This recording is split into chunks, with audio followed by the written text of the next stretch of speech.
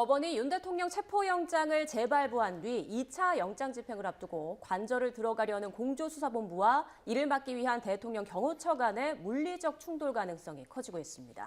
2차 체포영장 집행을 앞두고 제기되는 법리적인 쟁점, 또 우려되는 점들 함께 짚어보겠습니다.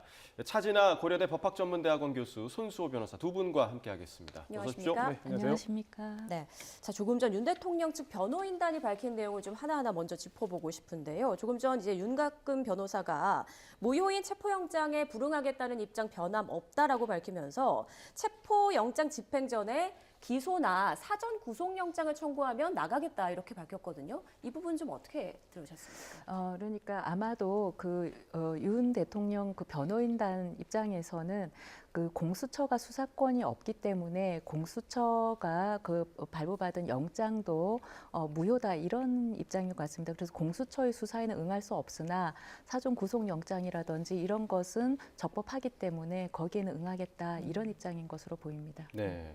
자, 그리고 이제 공수처가 서부지법에 체포영장 청구를 했고 서부지법에서 발부가 됐잖아요. 그러니까 이 부분도 계속해서 문제 삼고 있습니다. 왜 중앙지법이 아니고 서부지법이냐, 관할 지역이 아니지 않냐, 이렇게 지금 윤 대통령 측에서는 얘기하고 있는데 오늘 그래서 만약에 서울중앙지법에 구속영장을 청구하면 절차에 응하겠다 이런 뜻까지 밝혔는데 이 부분 좀 어떻게 보셨나요? 네, 대통령 측에서 여러 가지 절차적인 문제를 제기하고 있는데 일리가 있는 부분도 없지 않습니다. 특히 조금 전에 진행자께서 지적하신 이제 관할 부분도 충분히 귀담아 들을 만한 부분이 있어요.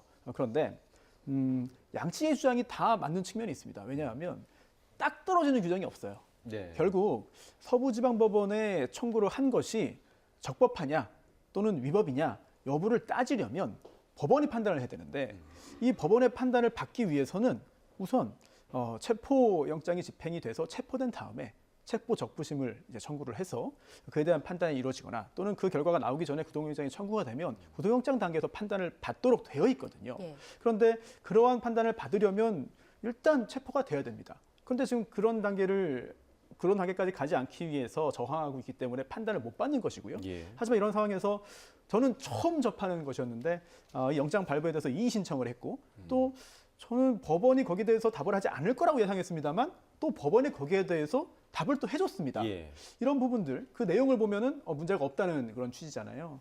그렇다면 현재로서는 대통령 측의 주장도 일부 일리가 있어 보이지만 적어도 법원에서 두 차례나 발부된 이 체포영장이 불법이다, 위법이다, 당연 무효이다, 또는 헌법에 반한다라고 판단을 해준 국가기관은 없습니다. 그렇다면 지금 단계에서 대통령이라면 법원에서 발부한 영장에 대해서 받아들이는 것이 우선인 것 같고요. 다만 지금 발부된 것은 체포영장이에요. 그래서 이것 때문에 구속되는 것도 아니고 또 기소되는 것도 아니고 유죄 판결이 확정되는 것도 아니고 또 파면되는 것도 아닙니다. 예. 단순히 출석 요구에 응하지 않았기 때문에 불러서 조사를 하는 거거든요. 그런 단계라는 것까지 좀 고려해야 될 것 같습니다. 네.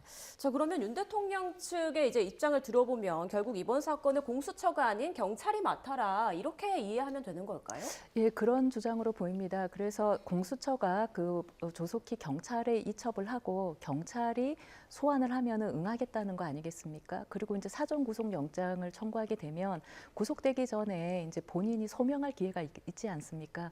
그렇게 해서 이제 본인이 소명할 기회를 주면 그렇게 해서 영장이 발부되면 그것도 응하겠다는 것인데 체포영장은 일방적으로 이제 수사기관이 서명한 거 가지고 발부가 된 거라서 그거는 응하기 어렵다 이런 입장인 것으로 보입니다. 예. 네, 지금 또 그 윤곽금 변호사가 했던 이야기 중에 하나 새로 올라온 게 있는데 내란 수사는 탄핵 심판 이후에 하는 게 제도적인 원칙이다. 이런 발언을 지금 했다고 전해지고 있습니다. 그러니까 지금 헌재에서는 탄핵 심판이 이루어지고 있고 또 공조본에서 내란 수사가 지금 진행이 되고 있는데 이런 순서가 뭐 제도적으로 좀 정해져 있는 게 있습니까? 제도적으로 정해져 있지는 않고 헌법재판소법 51조에 이제 동일한 사유로 그 탄핵 심판 절차하고 형사 재판이 동시에 진행이 되면 예. 그러면 이제 형사 재판 절차가 진행되는 동안 탄핵 심판 절차는 정지할 수 있도록 이렇게 규정이 있긴 합니다만 그건 이제 헌법재판소의 재량이고요. 그리고 이제 이 어떤 사안의 엄중성 때문에 그 직무대행 체제가 장기간으로 가게 되면은 국정이 훨씬 더 혼란스럽게 되기 때문에 그래서 헌법재판소가 그 요청은 받아들이지 않은 것으로 보입니다. 그래서 선우는 없는데 윤 대통령 어떤 변호인단이나 대리인단이 그렇게 얘기하는 것은 현직 대통령의 신분으로서는 수사를 안 받겠다. 뭐 이런 입장 표명이 아닌가 싶습니다. 예. 네, 그러니까 어제 저녁 7시쯤에 이제 윤 대통령에 대한 체포영장과 수색영장이 이제 재발부가 됐는데 이 시점에서 윤 대통령 측 변호인단이 이런 입장을 밝혔다는 건 이번에도 절대 응할 생각이 없다. 이렇게 이해하면 되겠죠? 그렇습니다. 그동안 많은 법조인들과 또한 국민들이 적어도 어느 단계가 지나가면은 수사에 응하지 않겠느냐, 절차에 협조하지 않겠느냐라는 생각을 했습니다. 공수처장 역시 마찬가지고요. 하지만 지금 단계에서까지 저렇게 이야기를 하는 것을 보면은 영장 자체가 불법이라는 생각을 확고하게 하는 것으로 보이고요. 또는 그렇게 주장을 해야 한다는 방침을 철저하게 세운 것으로 보이고요. 따라서 앞으로도 뭔가 절차에 자발적으로 임의적으로 협조할 가능성은 그렇게 높아 보이지 않습니다. 네.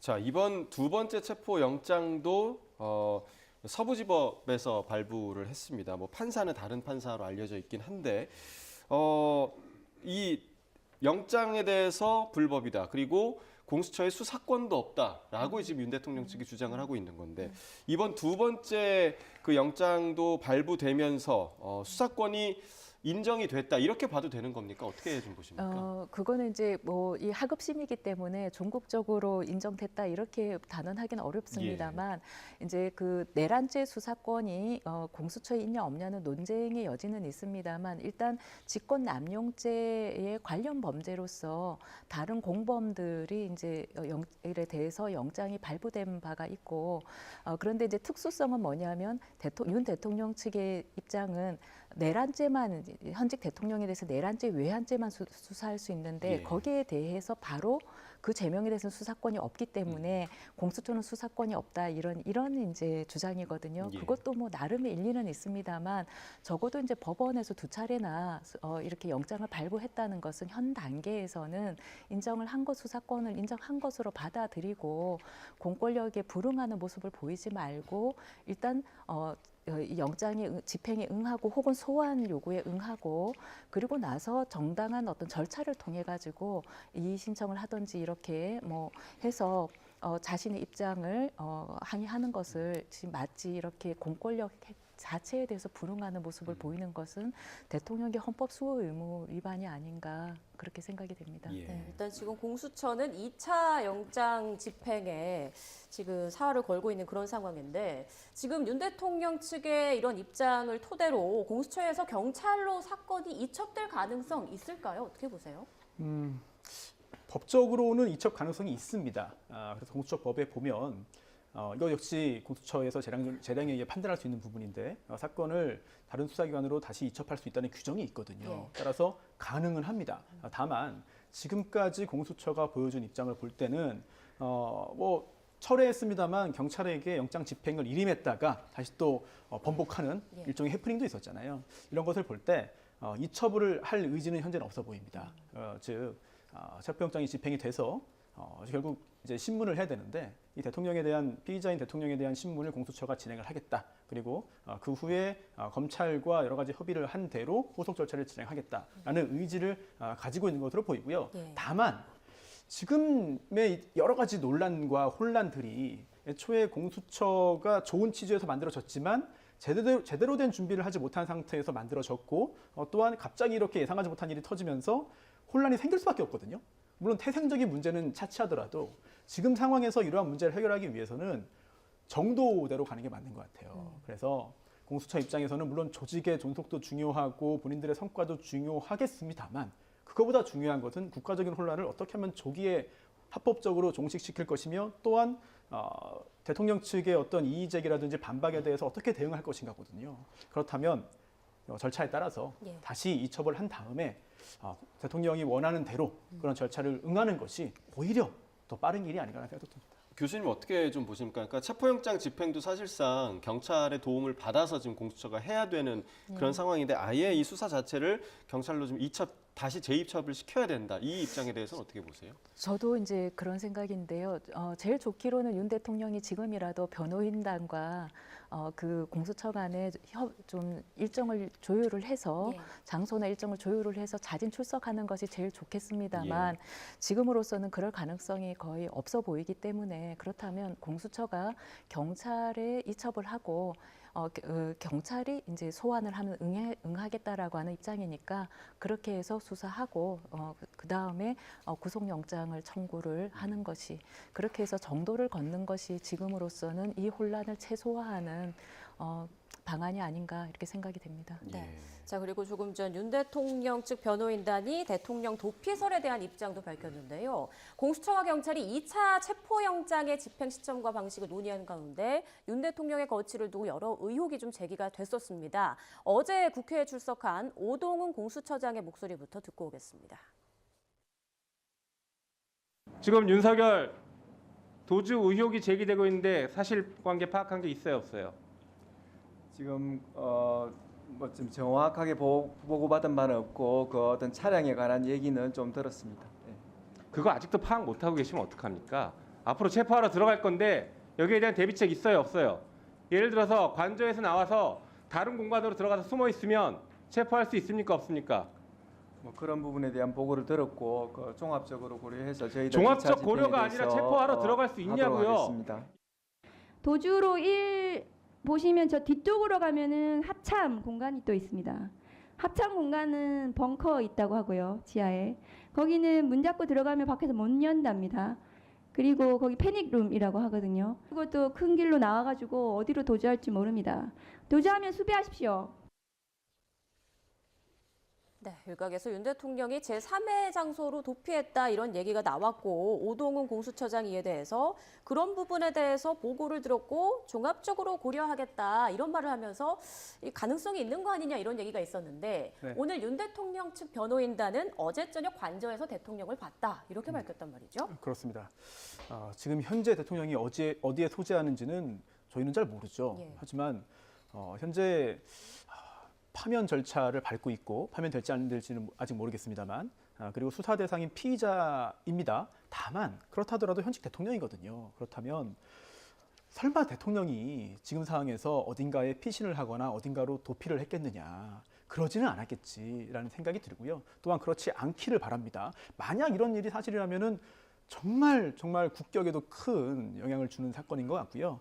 그리고 반대로 다른 각도에서 볼 때 그렇다면은 주로 야당에서 왜 이런 부분들의 문제를 제기하고 있느냐 이런 것도 좀 생각을 해볼 필요가 있어요. 우선 첫 번째는 실제로 어딘가로 피했을 가능성도 있습니다. 배제할 수는 없죠. 네, 그리고 또 두 번째는 설령 그렇지 않고 현재 관저에 있다 하더라도 이 두 번째 영장 집행 당시에 어디로 도피하지 말아라, 도피하면 안 된다라는 그런 경고 차원일 수도 있습니다. 그리고 또 여러 명의 경호 인력이라든지 기타 여러 사람들이 대통령 관저에서 대통령을 지키는 상황이잖아요. 그렇다면 정치적으로 아주 강하게 결집되어 있고 또는 다른 차원에서 좀 결탁 유사하게 되어 있는 고위 공직자뿐만 아니라 일반 경력들도 있습니다. 그런데 이럴 경우에 대통령이 여기에 없다, 대통령이 어딘가로 이미 피신했다라고 할 경우에는 윗선의 어떤 그 명령에 따름에 있어서 여러 가지 혼란이 생길 수 있거든요. 또는 의지의 어떤 여러 가지 좀 생각이 좀 많아질 수 있습니다. 이런 것까지 노린 종합적인 어떤 사전 작업이 아닌가라는 생각도 듭니다. 그러니까 대통령 측에서는 뭐 이제 방금 전에 들으셨다시피 악의적인 거짓 선동이 지금 일어나고 있다. 이 사안과 관련해서 그렇게 입장을 밝혔는데 정말 만약에 이 체포영장 집행에 응하지 않기 위해서 대통령이 도주를 했다면 다른 곳에 가 있다면 만약입니다. 법적으로 문제가 없는 겁니까? 어떻게 보고 계십니까? 그럴 가능성은 이론적으로는 있지만 현실적으로 그랬겠나 저도 송 네. 변호사님하고 생각이 비슷한데요. 예. 그래서도 안 되고 만약에 그게 사실이라고 한다면 이것은 바로 이제 구속영장 청구에 바로 사유가 되죠. 도망의 염려가 바로 있지 예, 않습니까? 그래서 만약 그게 사실이라 그러면 바로 체포영장이 아니라 구속영장을 청구해야 될 사안이라고 생각이 됩니다. 예. 그리고 지금 지원장께서 혹시 그렇게 도피 또는 도주한 것이 또 다른 범죄가 아니냐 되냐. 뭐 이런 취지로 여쭤보신 거라면은 우리 법상에 그 도주죄라는 게 있긴 합니다. 그런데 이 도주죄라는 게 법률에 따라서 체포가 되거나 또는 구금이 된 다음에 그런 사람이 도주한 경우에 성립하는 범죄거든요. 따라서 지금 교수님 말씀하신 대로 이제 추후에 아마도 구속영장 청구와 심사까지 갈 것으로 보이는데 그 단계에서 중요하게 작용할 수는 있어도 별도로 지금 어딘가로 거처를 옮긴 것이 이동한 것 자체가 뭐 헌법적인 차원에서의 문제는 될지 몰라도 형법적인 차원에서 추가적인 범죄로 보기는 좀 힘들 것 같습니다. 네. 이제 공수처에서는 2차 집행에 지금 집중을 하고 있는 그런 상황이고 윤 대통령 측에서는 절대 응할 수 없다 이런 입장인데 이런 상황이라면 2차 집행 시도가 이루어질 경우 또 강한 충돌이 벌어질 수밖에 없겠네요. 그 부분이 굉장히 걱정되는 것이죠. 우선 대통령 측이 이렇게 끝까지 이 법적인 절차에 응하지 않으리라고는 저희는 전혀 생각하지 못했습니다. 그리고 법조인 출신의 대통령인데 이렇게 물론 여러 가지 해석의 여지가 있고 논란이 있고 마음에 들지 않는 부분이 있다 하더라도 또한 정치적인 어떤 노림수가 따로 있다 하더라도 이 법원에서 발부된 영장에 대한 집행을 이렇게 거칠고 강하게 대한다는 게 사실 믿기 힘든 일이라고 생각을 해요. 예. 물론 정치적으로는 누군가를 지지하거나 누구를 지지하지 않는 것은 별개의 문제로 하겠습니다. 근데 누가 지금 이 상황에 있더라도 어느 정당 소속의 대통령이 지금 이 상황에 있더라도 지금 현재 영장 집행을 막는 것은 굉장히 우려스럽고요. 그러다 보니까 지금 화면에 나오는 것처럼 여러 단계의 조지선을 설정해 놓고 예. 그리고 또 첫 번째 영장 집행 당시에 비해서도 훨씬 더 시설이나 설비와 인력 등도 보강한 것으로 현재 확인되고 있습니다. 그렇다면 영장을 반드시 집행을 해야 될 필요성도 있고 또한 법적인 근거도 있고 또한 다수의 국민도 바라고 있습니다만 자칫 준비 없이 대처했다가는 실질적인 충돌이 벌어지고 비극으로 연결될 가능성도 배제할 수 없습니다. 예. 그래서 그런 일이 벌어지지 않기를 바라지만 그런 일이 벌어지지 않으려면은 첫 번째 영장 집행을 안 하면 됩니다. 하지만 그럴 수는 없잖아요. 그렇다면 두 번째 대통령이 체포에 응하면 됩니다. 하지만 그럴 가능성도 기대하기 어렵습니다. 그렇다면 오히려 충돌 가능성을 더 낮추는 것은 준비를 확실하게 하고 강력하게 해서 빠르고 신속하게 충돌을 최소화해서 집행하는 것이 그나마 현실적인 방법이 아니겠느냐라는 생각이 드는 것이고요. 근데 다만 조금 전에 말씀드린 이런 신속한 집행이라는 게 충돌을 불사하고 또 경호처 인력 등에 대한 여러 가지 물리적 행사를 극대화하면서 하라는 게 아니라 저항을 하지 못할 정도로 신속하게 하라는 의미가 있는 거거든요. 그리고 경찰이 이런 업무에 있어서는 대단히 높은 능력을 가지고 있고 또한 경험도 대단히 풍부합니다. 그렇기 때문에 의지의 문제이지 어느 정도 명분이 축적이 된 상태에서 결단을 내리는 것이 그렇게 어려운 일은 아닌 것 같은데 다만 이게 굉장히 좀 정치적으로 굉장히 복잡한 일이잖아요. 그런 측면에서의 고려가 뒤따라야 할 것으로 보입니다. 네, 자 지금 뭐 화면에 보신 것처럼 철조망을 설치하는 그런 장면을 저희가 이제 볼 수도 있었는데 그만큼 지금 대통령 관저가 요새화되고 있다. 이렇게 지금 해석을 할 수도 있는데 이전에 그 대통령 측에서 1급 기밀구역에 경찰 기동대를 투입하는 건 불법이다. 왜 경비 업무를 전담을 하는 경찰 기동대가 수사 업무를 하고 있느냐 이렇게 지금 입장을 밝혔단 말이죠. 이게 불법입니까? 예, 그거 엄밀하게 말하면 그 주장도 일리가 있는 측면이 예. 있습니다. 왜냐하면 경찰은 수행하는 업무에 따라서 행정 경찰과 사법 경찰로 나뉘는데요. 예. 사법 경찰이 이러한 수사 업무를 하는 경찰입니다. 그리고 영장을 집행할 때에는 검사가 지휘해서 사법 경찰 관리가 집행하는데 결국은 그 경찰의 도움을 받을 수는 있지만 사법 경찰의 도움을 받아야 됩니다. 그런데 기동대는 하는 일이 이런 현장의 여러 가지 질서를 유지하는 경호 업무를 경비 업무를 하는 그런 경찰이어서 사법 경찰이 아니고 행정 경찰이거든요. 이런 행정 경찰을 동원해서 영장을 집행한다 그러면은 그 자체는 불법이 될 수도 있습니다. 그래서 그 점을 지적하는 것 같습니다. 네. 자, 그리고 어제 경찰은 박종준 대통령 경호처장에게 모레 금요일 오전 10시까지 출석해라 이렇게 3차 출석을 요구했단 말이죠. 만약 계속 박 처장이 불응하게 되면 이제 체포영장까지 검토 중인 걸로 알려지는데 이 부분은 앞으로 어떻게 좀 전개가 될 걸로 예상하세요? 네, 저희 같은 평범한 변호사들이 일할 때 좀 시간을 끌거나 아니면 조금 더 뭔가 변수를 만들어내기 위해서 노력을 하는 경우들은 꽤 많습니다. 뭐 민사든 형사든 행정이든 가사든 마찬가지죠. 그런데 이 대통령이 관련된 사건에서 이런 모습을 보는 것 자체가 약간 좀 생경하기도 하고요. 이러면 안 된다는 생각도 들긴 하는데 적어도 원칙적으로는 현재 변호인 선임이 안 됐기 때문에 시간을 달라라고 하는 그런 요청 자체가 부당하다고 볼 수는 없습니다.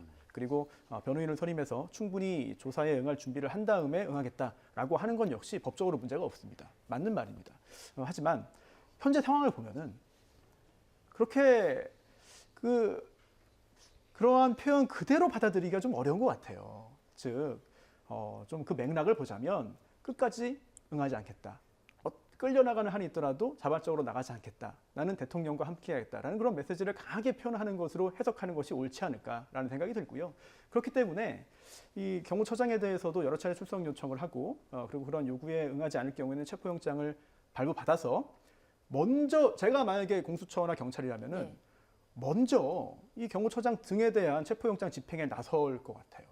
그렇게 한다면 대통령의 경우에는 뭐 수사권 문제라든지 아니면 관할 문제라든지 등등등 여러 가지 법적인 어떤 이유를 대면서 방어 논리를 펴고 있습니다만 이 경호처장 등의 공무원에 대해서는 상황이 완전히 다르거든요. 그렇다면 법적으로 어떤 트집을 잡을 거리가 없는 상황이 될 수 있습니다. 그런 상황에서 경호처장 등에 대한 체포영장을 발부받아서 이걸 들고 가서 집행을 하기 위해서 갔을 경우에 과연 지금처럼 응하지 않고 문을 닫아놓을 것이냐 또는 스크럼을 짜서 여러 명의 인력이 막을 것이냐. 그렇다면은 대통령에 대한 경우와 달리 법적인 판단 그리고 또 경찰의 현장에서의 판단이 훨씬 더 수월할 수 있어 보입니다. 예. 그러니까 경찰이 경호처장을 비롯해서 이제 경호처 인사들에 대해서 입건하고 또 소환을 요구한 부분에 대해서 이 해당 인사들이 그 심리적 변화가 좀 있을 가능성에 대해서는 좀 어떻게 보십니까? 아마 그런 그 자체로 어떤 심리적인 변화가 있다고 생각할 수는 없고 아마 그런 것들을 다 각오하고 예. 하는 일일 것입니다. 그래서 물리적으로 본인들이 어떤 체포되거나 구속되고 이렇게 하지 않는 한 본인들은 끝까지 자신들의 경호 업무를 제대로 하겠다. 아마 그런 각오로 임하고 있는 것으로 보입니다. 네. 네. 자, 추가적으로 좀 궁금한 게 앞서 이제 경찰이 박종준 경호처장에게 모레 오전 10시까지 출석해라 이렇게 공문을 보냈다고 하잖아요. 만약에 그때까지 출석을 안 하면 그러니까 금요일 오전 이후에 출석 시한이 지나고 나서 현행범으로 체포할 수 있는 건가요? 어떻습니까? 현행범 체포는 이미 첫 번째 영장 집행 당시에도 가능했다고 봅니다. 네. 그리고 지금도 역시 영장 집행을 시도하고 있지는 않습니다만 여러 가지 좀 방어 행위, 일종의 방어 행위가 계속되는 상황이거든요. 그렇다면 적어도 넓은 의미에서의 현행범은 지금도 해당하지 않을까라는 생각이 들고요. 그리고 또 만약에 두 번째 영장 집행에 나섰을 때 첫 번째와 같은 그런 행위를 할 경우에는 당연히 또 현행범이 인정될 것입니다. 하지만 지금은 현행범으로 체포하기보다는 예. 이 박종준 처장 등에 대해서 체포영장을 받아서 먼저 한번 이러한 영장 집행을 시도해보는 것이 예. 오히려 이 대통령 측에 좀 여러 가지 혼란을 줄 수 있지 않을까라는 생각이 듭니다. 네.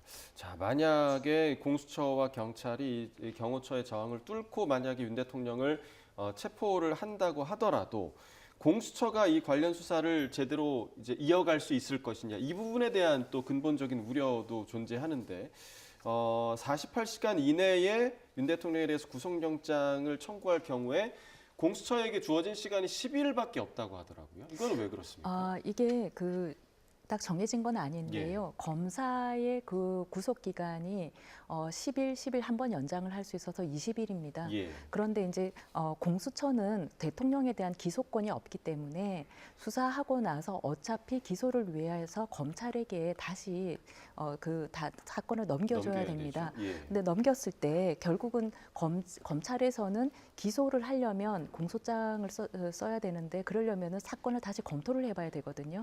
그러려면 시간이 걸릴 거 아니겠습니까? 그런데 이 공수처하고 검찰하고 다 같이 합쳐서 총 20일의 구속기간이 예. 적용되거든요. 그러니까 이걸 어떻게 쓸 거냐 하는 것이 아직 규정이 없고 다만 그 문상호 정보사령관을 그 공수처가 구속해가지고 이제 검찰로 넘겨서 기소를 하면서 만약에 공수처에서 이 구속 기간을 다 쓰고 임박해가지고 구속 기간 만료에 임박해갖고 그 검찰로 넘기게 되면은 예.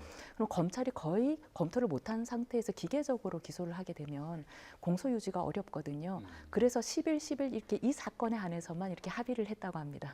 그런데 그거는 그 이례적인 어떤 협의였고 이제 다시 그 대통령에 대해서는 어떻게 할 건가 하는 것에 대해서는 다시 또 논의를 해봐야 되는 상황이라서 이것이 이제 공수처법이 얼마나 졸속으로 만든 법인가 하는 것이 이런 데서도 이제 드러나는 것입니다. 네. 실제로 지금 교수님께서 지적하신 그 부분에 저도 공감을 하는데요.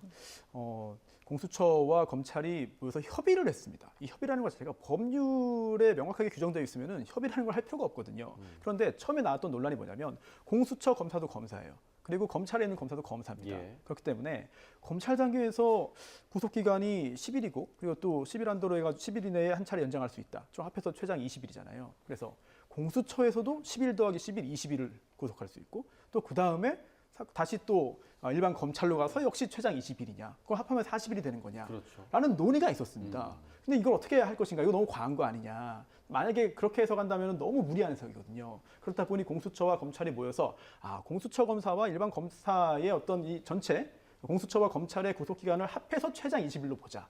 그런데 그럼 10일, 10일이냐? 그것도 규정은 없는데 그럼 절반씩 합시다. 라고 협의를 한 거거든요. 그러니까 조금 전에 그 40일은 과한 네. 거 아니냐라는 거는 네네. 누구에 대해서, 그러니까 체포가 된 사람에 대해서 과한 거 아니냐 이런 네, 그렇습니다. 해석입니까? 구속된 피의자를 이제 그 수사하는 데 있어서 예.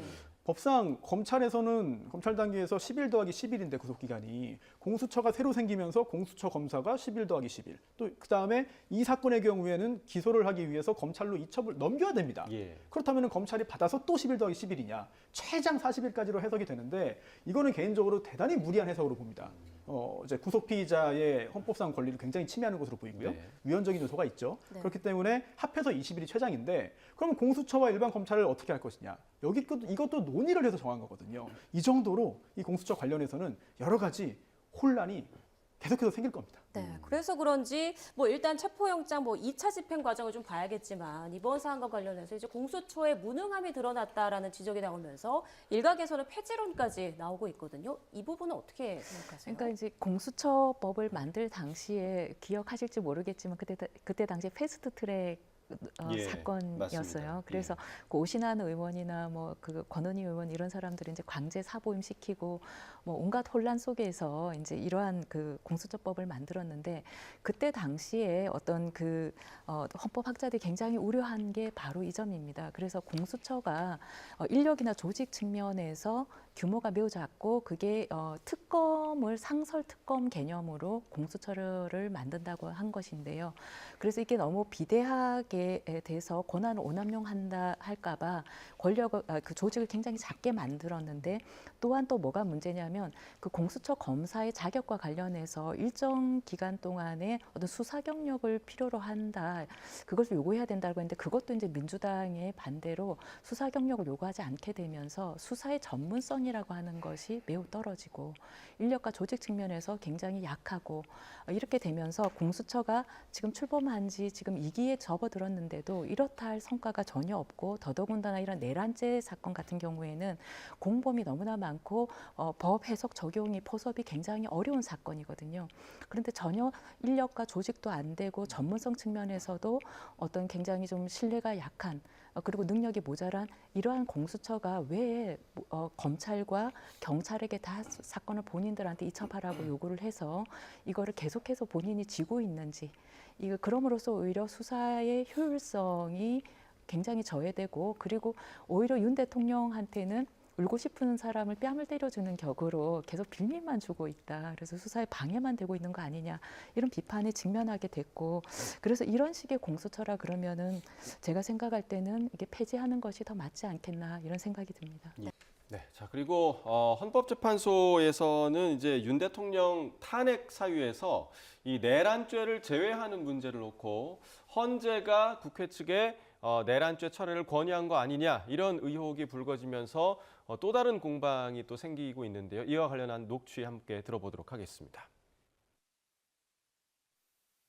형법을 위반한 사실관계와 헌법을 위반한 사실관계가 사실상 동일합니다. 그래서 자칫 이 헌법재판이 형법 위반 여부에 그 매몰되는 것을 방지하기 위해서 헌법 위반 사실관계로서 다룸으로써 헌법재판의 성격에 맞는 주장과 입증이 이루어질 수 있도록 하기 위함이고, 그것이 재판부께서 저희에게 권유하신 바라고 생각하고 있습니다. 자, 마지막에 이제 들으신 부분에 재판부께서 저희에게 권유하신 바라고 생각하고 있습니다. 그러니까 국회 측 대리인에서 이런 발언을 한 건데, 이 권유라는 표현이 논란이 됐습니다. 이 부분 좀 어떻게 보셨습니까, 교수님? 이게 이제 굉장한 오해를 이제 예. 사게 된 표현인데요. 아마도 이제 그 변론 준비 기일에 아마 그 수명 재판관들께서 이거를 그 헌법 소송의 특성에 맞게 그 헌법적인 쟁점을 위주로 정리를 좀 해봤다라고 하면서 탄핵소추 의결서에 있는 탄핵 사유를 아마 4가지를 이렇게 정리를 하면서, 그래서 이 주장에 대해서 어떻게 생각하느냐 좀 정리를 해봐라 이렇게 한 것에 대해서 이제 그 대리인 그 소추단 측에서는 이것을 이제 형법 위반 뭐 이런 것들을 다 이제 헌법 위반으로 이렇게 법 적용을 좀 심플하게 이렇게 바꾸겠다 이렇게 하면서 이게 이제 헌법재판소가 이렇게 정리하라는 뜻인 것 같다 이런 취지로 아마 이렇게 얘기한 것이 아닌가 싶어요. 그런데 예. 이제 이런 그 권유하신 바와 같이 이렇게 한 게 이게 이제 내란죄 주장을 처리하겠다는 뜻이냐 이제 이렇게 성명권을 행사하니까 사실상 처리한다는 주장입니다. 예, 처리한다는 뜻입니다. 이렇게 하는 거랑 이어지면서 이게 그러면 내란죄를 내란죄를 빼라고 한 것을 권유했느냐? 네, 재판관이 재판관이 권유를 했느냐? 내란죄를 빼라고 예. 권유해서 그거에 응해서 내란죄를 빼게 된 것이냐? 이런 식으로까지 이제 오해가 이어진 것이 아닌가? 네. 이렇게 좀 굉장히 우려스러운 오해인데요. 그런데 이제 이것은 사실 이제 법적으로 보면은 어떤 이 헌법 소송이고 이것은 이제 징계 절차거든요. 그래서 일종의 행정 재판이라고 할 수 있습니다. 네. 그래서 탄핵 심판에 있어서는 행정 재판이라서 그러한 내란죄가 성립하느냐 안 하느냐 하는 것은 사실은 이제 형사 재판에서 법원에서 하는 일이고, 네. 여기서는 이제 내란죄 성립 여부 자체를 꼭 그렇게 정면으로 형사재판에서 할 거를 꼭 해야 되는 건 아니거든요. 그래서 그 내란 행위에 해당하는 그러한 그 사실관계를 그대로 두고 거기에 대해서 법 적용만 형법이 아니라 헌법 위반으로 이제 바꾸겠다는 그런 주장으로 보입니다. 그래서 예. 이걸 이제 예를 들어 드리면 이제 하도 이게 국민들이 어려워하셔서 예를 들어 드리면 이렇습니다. 예를 들어 이제 탄핵소추 의결서에 있는 내란 행위로 주장하고 있는 행위들 중에서 예를 들어서 이제 이런 거 있지 않습니까? 그 계엄 해제 요구권을 행사하기 위해서 국회의원들이 지금 이제 본회의장에 앉아 있는데 네. 그 끌어내라고 아직 150명이 안 된 것 같으니까 네. 끌어내라, 빨리 끌어내라 이런 식으로 이제 지시 끌어내서 가둬라 이렇게 지시했다라고 하는데, 만약 그거를 이제 어떻게 하는 거냐면 그 탄핵소추 의결서에는 예를 들면 이것이 내란죄에 있어서 국헌문란의 목적과 폭동이 있었다 이렇게로 설명하는 겁니다. 네. 그러니까 국헌문란의 목적은 국회를 무력화하기 위한 목적이고, 네. 폭동은 이제 여러 명이 합세해가지고 폭행이나 협박을 하는 걸 얘기하는 거거든요. 그러니까 국회의원들을 이렇게 끌어내자 여러 네. 명이. 그러니까 이게 폭행, 협박, 그래서 이게 폭동이 되는 거예요. 예. 그리고 이제 계엄 해제 요구권을 행사 못하게 하기 위해서 끌어내는 거기 때문에 네. 그래서 이것이 이제 국회를 무력화하는 것이 되고, 그래서 국헌문란의 목적으로 폭동한 자라고 하는 내란죄가 성립한다는 것이 일부가 되는 겁니다. 예. 그런데 이제 이렇게 써 있던 것을 어떻게 하자는 얘기냐면, 이 사실관계는 그대로 두고, 그러니까 계엄 해제 요구권을 행사 못하게 하기 위해서 본회의장에 앉아 있는 국회의원들을 끌어내라고 하는 걸 없애겠다는 게 아니고, 네. 그건 그대로 두는데 설명을 달리하는 겁니다. 그러니까 어떻게 하는 거냐면, 헌법 위반으로 치면 국회 계엄 해제 요구권을 행사하는 걸 계엄 해제 요구안이 가결되는 걸 막기 위해서 국회의원들을 끌어내라고 하는 거니까 국회의 권한을 침해하는 것이고, 그리고 국회의원의 권한을 침해하는 것이 되죠. 그죠? 그래서 이것이 상권분리 위반, 권력분리 위반 이렇게 되는 거고요, 헌법상. 그리고 이제 끌어내는 거니까 폭력을 써가지고 폭행을 써가지고 이렇게 끌어내게 되는 거니까 이게 폭동이 되는 거지. 형법상 폭동이지만 네. 그렇지만 이 헌법으로는 신체의 자유를 침해하는 것이 되고 뭐 이렇게 되는 겁니다. 기본권을 침해하는 것이고 상권분립 위반이고 네. 요렇게로 설명을 달리한다. 적용하는 법 규정을 형법상 내란죄가 아니고 헌법상 권력분립 위반이라든지 법치주의 위반이라든지 기본권 침해라든지 이렇게 달리 설명한다. 달리 구성한다. 이렇게 하겠다라는 것이 이제 그 소추단의 어떤 설명인 것입니다. 그러니까 사건의 내용은 같지만 예, 예. 설명을 다르게 설명이 하는 달리한다. 거다. 예, 예. 근데 이에 대해서 이제 윤 대통령 측에서 예. 탄핵 사유에서 내란죄를 빼면 탄핵 소추 80%를 예. 철회한 것이다. 이렇게 주장을 하고 있잖아요. 이 예. 부분은 어떻게 생각하세요? 그러니까 이제 그 주장도 어느 정도는 일리가 있는 것이 왜 그러냐면 그 박근혜 대통령 때도 사실은 이제 탄핵 때도 똑같이 했었는데요. 그때는 이제 뭐 뇌물죄라든지 권리 행사 방해, 직권 남용 권리 행사 방해, 강요죄 뭐 이런 것들이었습니다. 그런데 이제 그런 것들을 예를 들어 K재단, 미르재단 이런 거 설립할 때 기업들한테 출연하라고 강요한 거, 이제 강요죄 뭐 이런 게 되는 겁니다. 그런데 이걸 어떻게 풀어서 했냐면 그 기업의 자유 침해 뭐 이런 식으로 이제 기본권 침해 이런 걸로 바꾼 거거든요. 근데 지금 이 사건은 내란죄는 사실은 이 일련의 행위들이 하나의 목적 하에서 묶어지는 거거든요. 예. 여러 행위들이 그 국회를 무력화할 목적으로 했느냐. 라고 묶어지는 건데 박근혜 대통령 때는 그 행위들을 개별적으로 평가 가능한 것이었어요. 그래서 이런 점에서 사실은 그 윤 대통령의 그런 탄핵 소추 사유의 대부분들이 이러한 국회를 무력화할 목적으로 폭행이나 협박을 썼다. 혹은 쓰려고 했다. 이런 것에 이어지기 때문에 하나로 묶어지는 것들이 있고 네. 그다음에 그래서 그런 점에서 조금 어려운 점이 있고 그리고 이제 이론적으로는 소추단의 그런 그 주장이 맞는데요. 그런데 정치적으로는 어떤 대다수 국민들이 이거를 구별을 할 수가 없습니다. 예. 할 수가 없고 대다수 국민들은 그 내란죄로 탄핵받는 줄로 알고 있거든요. 그렇죠. 내란죄 우두머리라서 탄핵돼야 된다 이렇게 생각했는데 예. 내란죄를 뺀다고 그러면 무엇 때문에 탄핵하는 거지? 혹시 내란죄가 성립이 안 될 것 같으니까 빼는 건가? 이런 이제 착각까지도 할 수 있게 되는 이제 그런 점들 때문에 정치적으로는 아마도 이것이 쉽지 않아 보입니다. 네, 예. 그러니까 사실상 내란죄라는 예. 말만 뺐을 뿐이지 그렇습니다. 사실관계는 그대로 예. 들어있다라는 예. 말씀이시고 예, 그렇습니다. 이와 관련한 그 여야의 이제 공방이 있었는데요. 이 공방의 내용을 듣고 대담 이어가겠습니다. 그리고 제일 큰 문제는 헌법재판소와 이게 탄핵소추 대리인단 간에 사전 교감이 있었다는 정황이 있다는 겁니다. 그 탄핵소추를 담당했던 이 경험 많은 변호사가 그것이 재판부께서 저희에게 권유하신 바라고 생각하고 있습니다. 그러니까 이 변호인은 그렇게 느낀 거예요. 변론 준비기일이나 내용이나 여러 가지 소통 과정에서 재판부께서 재판부가 그 형사재판은 너무 길게 걸리니까 헌법재판으로 다뤄서 형사적인 처벌 여부에 대해서 판단을 안 하는 것이 좀 유리하겠구나 이렇게 생각을 한 것입니다. 사전 교감이 전혀 없었습니다. 그리고 헌법재판소 재판관들 어느 누구하고도 제가 만나거나 전화 통화를 한 사실이 없습니다. 헌법재판소 1차 준비 기일 때 쟁점 사항을 정리하는 과정이 있었습니다. 제가 정확한 기억은 아닙니다만 그래서 내란 행위에 대해서 내란죄로 할 것인지 헌법으로 할 것인지 그 부분에 대해서 청구인 측에서 입장을 정해와라 하는 취지로 제가 알고 있습니다.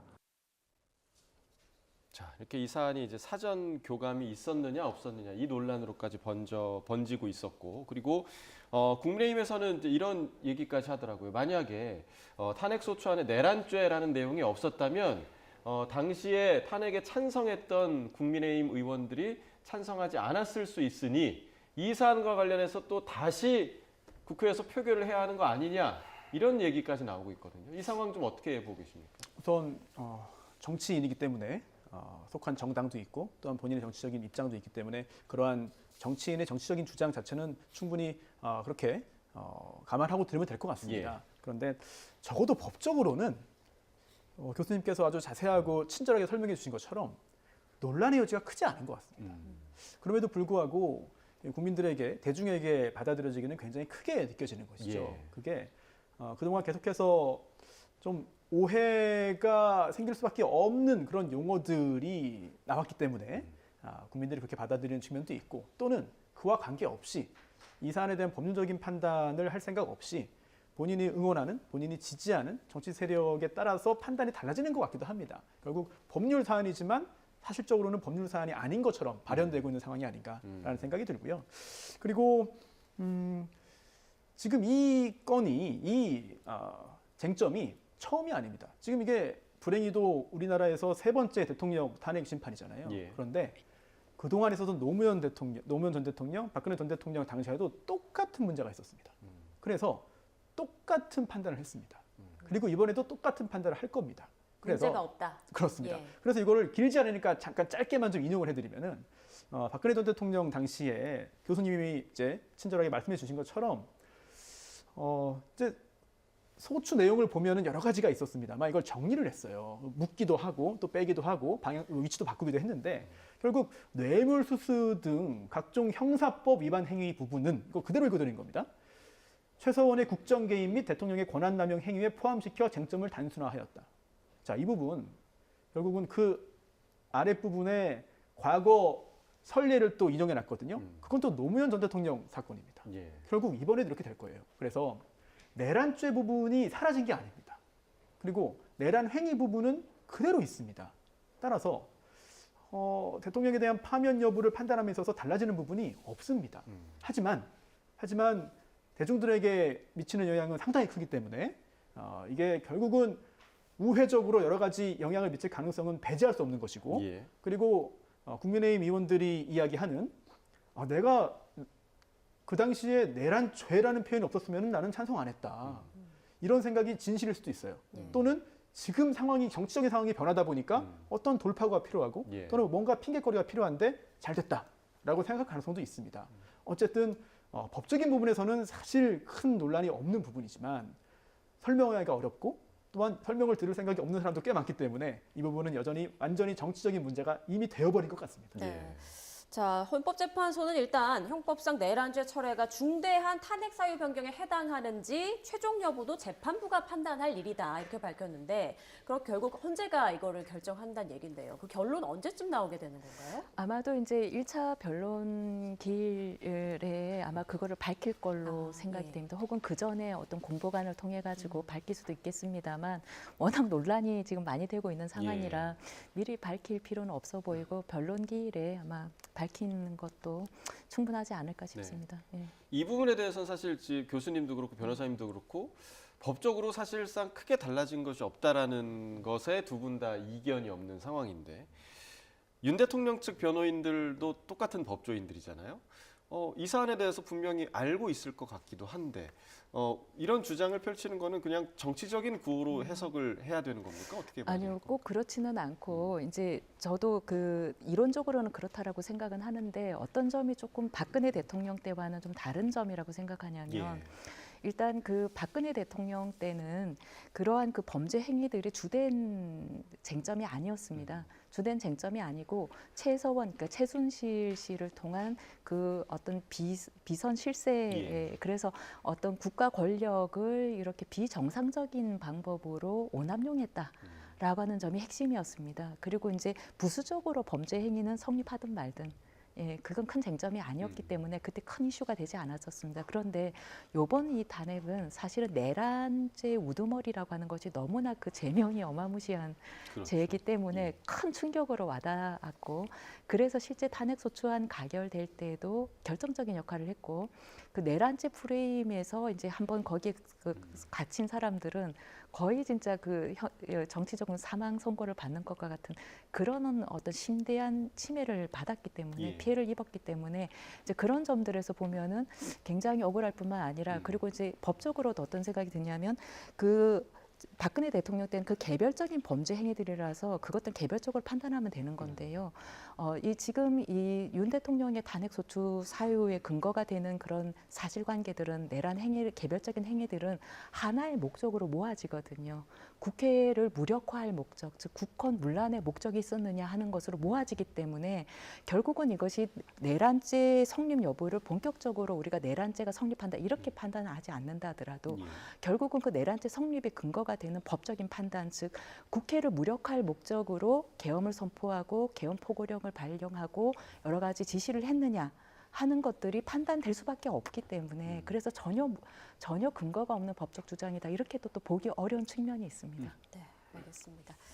자, 지금까지 차진아 고려대 법학전문대학원 교수 손수호 변호사와 함께 법적 쟁점들 짚어봤습니다. 두 분 고맙습니다. 고맙습니다. 감사합니다.